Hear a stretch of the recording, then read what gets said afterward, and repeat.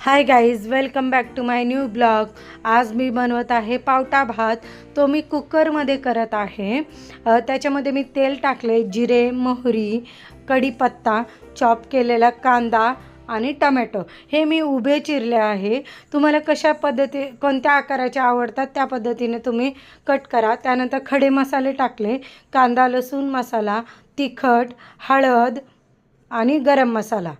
हे सगळं व्यवस्थित मिक्स करायचं आणि हे चांगल्यापैकी मिक्स करून त्याला झाकण ठेवून चांगलं व्यवस्थित ते बारीक झालं पाहिजे, मऊसूत झालं पाहिजे, तर भात चांगला होतो याच्याने. कोथिंबीर, लसूण, अद्रक ह्याची पेस्ट करायची आपण. ती पेस्ट पण ह्याच्यामध्ये टाकायची.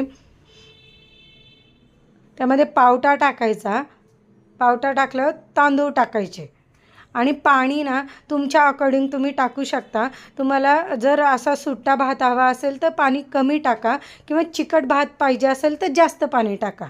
अशा प्रकारे भात बघा, पावटा भात रेडी झाला. खूप टेस्टी झाला होता.